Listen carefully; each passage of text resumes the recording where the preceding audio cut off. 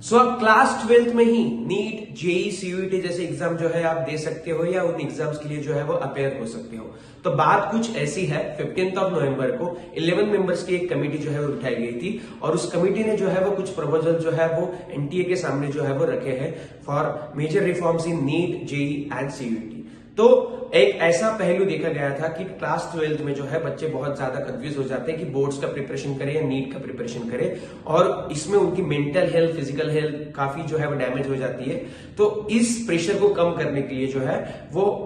ये अलाउ किया जाए कि बच्चे जो है वो क्लास 11 के बाद ही जो है वो नीट जेई सीयूईटी जैसे एग्जाम के लिए जो है वो अपेयर होना जो है वो चालू कर दे, ताकि एक ऐसा चेंज लाया जाएगा कि क्लास 11 में अगर वो एग्जाम हो जाती है तो क्लास 12 में बच्चे जो है वो बोर्ड का प्रिपरेशन काफी अच्छे से और आराम से कर सके और नीट और बोर्ड का जो है वो सिलेबस वहां पे उस हिसाब से तय किया जाएगा। इसके अलावा और भी कई चेंजेस जो है वो प्रपोज किए गए हैं, जैसे कि नीट एग्जाम जो है अब 2 बार हो सकता है जैसे जेई का एग्जाम होता है। तो पहला जो होगा वो होगा नवंबर में और सेकंड जो अटेम्प्ट होगा वो होगा अप्रैल में, ताकि बच्चे जो है वो एक ही एग्जाम के अटेम्प्ट में जो है वो ज्यादा प्रेशर में ना रहे और उनको एक पूरा साल जो है वो रिपीट ना करना पड़े। मतलब एक अटेम्प्ट में कोई इश्यू हो जाते हैं, उसके चलते मार्क्स कम हो जाते हैं, तो बच्चे जो है वो सेकंड अटेम्प्ट में मतलब अप्रैल में जो है वो अपना स्कोर जो है बूस्ट कर सकते हैं और नीट के लिए जो है वो क्वालिफाई हो सकते हैं। तो ये भी एक चेंजेस आ सकता है, या तो पहले वाला आएगा या फिर दूसरे वाला जो है यहाँ पे आ सकता है। साथ ही में हम देखते हैं कि दिन ब दिन बच्चे जो है वो डमी स्कूल्स में एडमिशन लेते हैं और पूरा ध्यान जो है वो कोचिंग क्लासेस में लगाते हैं,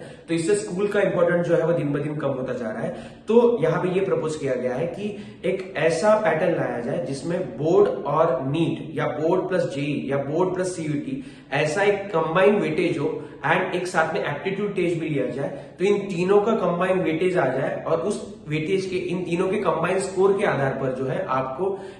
इंजीनियरिंग में, मेडिकल में या फिर अन्य कोर्सेज में जो है वो एडमिशन मिले, ताकि बोर्ड का इंपॉर्टेंट जो है वो बच्चों की लाइफ में बना रहे। तो ये भी एक चेंजेस वहां पे जो है वो प्रपोज किया गया है। साथ ही में हमने देखा है कि कोचिंग इंस्टीट्यूट जो है वो उनका दबदबा जो है बढ़ते जा रहा है, बच्चे दिन भर जो है वो कोचिंग इंस्टीट्यूट में ही रहते हैं, उनके ऊपर बहुत ही प्रेशर आ जाता है, 6-6, 8-8 घंटा जो है कोचिंग इंस्टीट्यूट चलता है। तो ये भी एक प्रपोजल दिया गया है कि कोचिंग इंस्टीट्यूट का जो ड्यूरेशन है वो सिर्फ 2 से 3 आवर मैक्स जो है वो डेली रखा जाए, बाकी जो है बच्चे स्कूल में जो है वो वहां पे अटेंड कर सकते हैं क्लासेस। और क्लासरूम का इंपॉर्टेंट जो है कॉलेज वाले क्लासरूम्स, जो जूनियर स्कूल वाले क्लासरूम से उनका इंपॉर्टेंट जो है वो बढ़ा दिया जाए, जिसके कारण जो है बच्चे जो है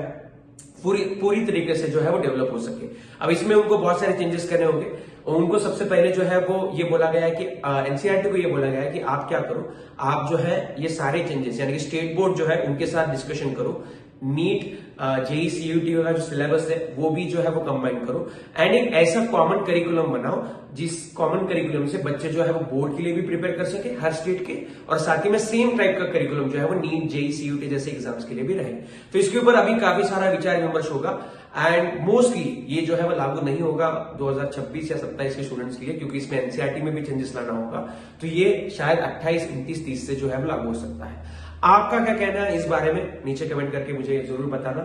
एंड आप भी क्या और चेंजेस लाना चाहते हो इन एग्जाम्स में, नीचे आप कमेंट करके बता सकते हैं, ताकि हम भी इसके ऊपर जो है आवाज उठा सके। And for such latest update make sure you like, share and subscribe to this channel.